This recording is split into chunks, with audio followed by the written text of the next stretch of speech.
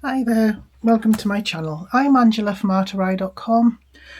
I'm not sure what this video is going to be like. I have a bit of a different camera setup which I'm not going to go into detail about in this video. Please let me know if it's worse or better or whatever. So I know some people that when their embossing ink pad runs dry, they refill it with glycerine. This was the more expensive one. I didn't realise there were cheaper versions available. But this is just pure glycerine. You can get pure vegetable glycerine. I don't know if that would work. So I thought, well, if you can use it to refill your embossing ink pads, can you use it just through stencils? So I had a bit of a go. The reason it's coloured is just so you can see the pattern, because I just used clear embossing powder. So this was the first attempt. It's not brilliant because this is very liquid. It's very watery. So it does tend to seep under the stencil a little bit. So I tried another one, not putting so much on, and that seemed to work a lot better. So I'm just going to give it a little go to see what you think. So we need obviously a stencil. I'm using a different one than I did for that.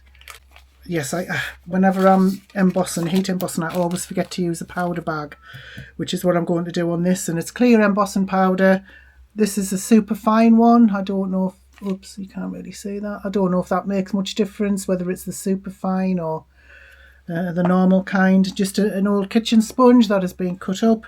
And of course my heat tool. So the best thing to do actually is to sort of stick everything down onto your desk. But because this is just a demonstration, I'm not going to bother with that. So we'll see how it turns out.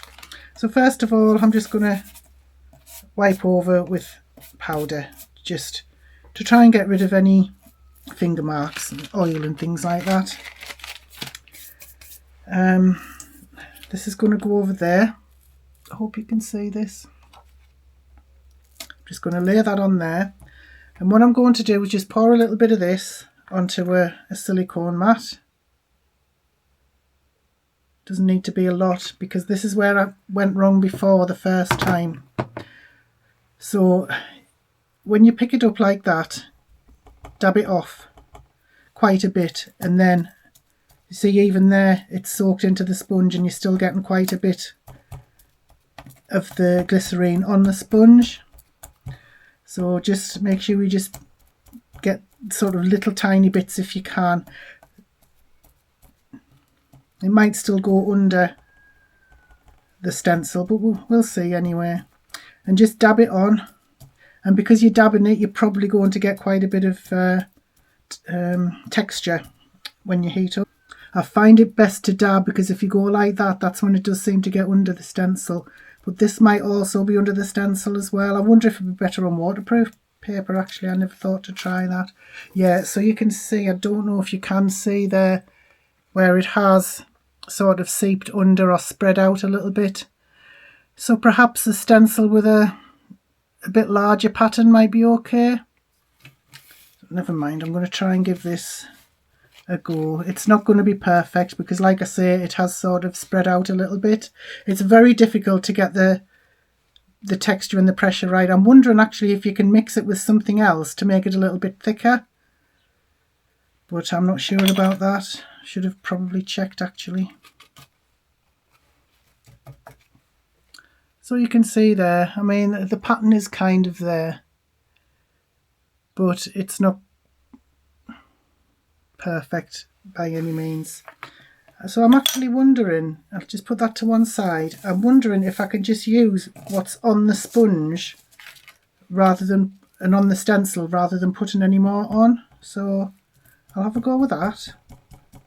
So we're just literally barely using any, I'm just using what's on the stencil, picking it up with a sponge and then putting it down on the stars. I'm not going to go all over it, I just wanted to... Oh, that hasn't worked at all. No. Let me try it with some embossing powder and see what we get.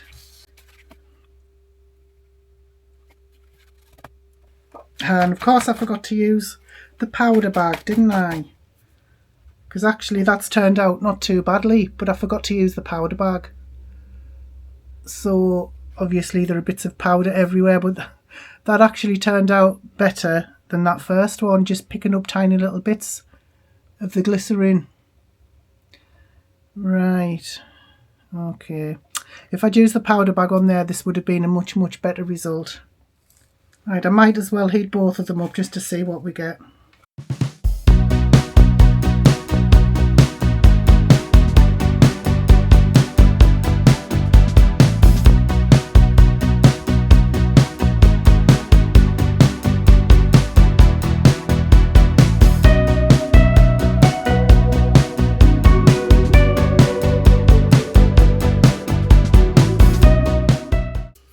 Right, so yeah, it does heat up well, like normal embossing ink, but it's going to be a problem, I think, with it being so liquidy, so runny. It's going to be a problem, especially putting it on card like this. So there are the two. This is where I put it on directly using the sponge, and this is where I used just what was on the stencil to try and get the pattern, which does look better, and it would have been a lot better, like I said, if I'd used the powder bag. Now I'm going to give that one more go, still with what's left on there. So I'm going to turn this over.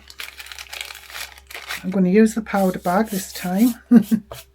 Try and get rid of all my mucky fingerprints, because I've put lotion on and obviously it's going to be all over the card. So I still don't know if this is going to work particularly well. So let's have another go with what's on there. See if there's any left on there to pick. Taking up what's on the stencil and putting it on the card through the stencil like that. So I haven't used any more glycerin, I'm just literally using what's spread across the top of the stencil. Let me have a look. Okay, that looks a bit better, so let's get some embossing powder on there. Yeah, you can still see that it's seeped through. It's not great. So I mean, I will heat it up and then we'll see what it looks like dry.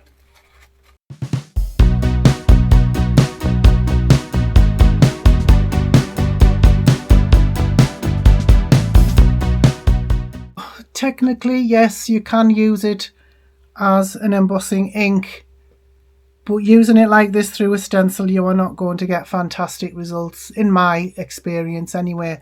If you can think of a way to get better results using this, perhaps with some kind of thickener, then let me know. I'll be happy to try that out and do a bit more experimentation. But the beauty about this is it can just be cleaned underwater anyway. It's not toxic or anything like that. So I think what we'll do to finish off is a little bit of Emboss Resist.